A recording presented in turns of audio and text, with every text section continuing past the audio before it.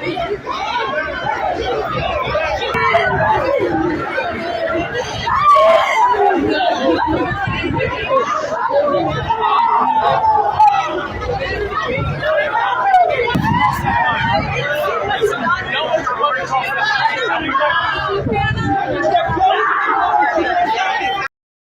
is Hold the Line. I'm Buck Sexton. It was a horrifying scene, as you could see for yourself there. A difficult video to watch, to be sure.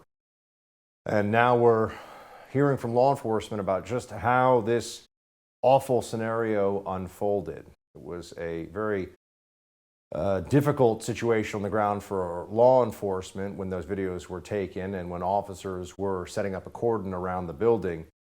Texas Rangers are still investigating the timeline of law enforcement events, and so there's more detail that will be coming out in the days ahead. But here's what we know. The shooter, in this case, was not, in fact, confronted by anybody before he walked into the school. There had initially been reports that a school safety officer, this is widely reported in the media, had confronted the shooter, which didn't seem to add up because there was no exchange of gunfire initially between law enforcement and the shooter when he made his way into the building. Turns out that reporting was inaccurate. Earlier today, Texas law enforcement authorities held a press conference and said the shooter was not confronted by anybody. This is a key detail. Watch. He walked in unobstructed initially. So from the grandmother's house to the bar ditch to the school, into the school, he was not confronted by anybody. To clear the record on that. 4 minutes later, law enforcement are coming in to solve this problem. So the shooter was able to get into the building without anyone confronting him on his way. There were apparently no security locks or other physical barriers to entry for the shooter. He was able to get right into the building, get right into the classroom where he engaged in his mass murders. And there is the shooter, of course, deceased, killed by BORTAC, which is a Border Patrol, effectively Border Patrol SWAT team. Here's what everyone needs to know. How is it possible? How is it tactically sound? How is it part of the procedure for law enforcement to be on the scene of a mass shooting of children 4 minutes into the shooting?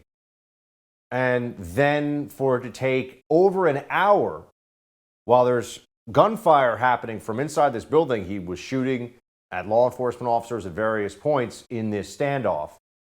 It took them over an hour while they had over 100 officers gathered on the scene, over an hour for anyone to go in there and eliminate the threat, to kill this evil mass murderer.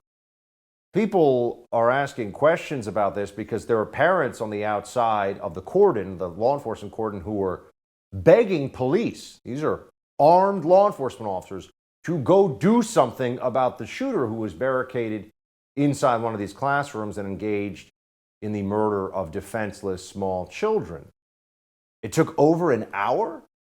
There was discussion during that press conference as well, earlier today, of some kind of hostage negotiation effort, which doesn't seem to make any sense considering that this was a mass murder spree. This individual had not, to our knowledge at this point, taken any hostages. He did not have a list of demands. So what were they waiting for? This is what people are asking.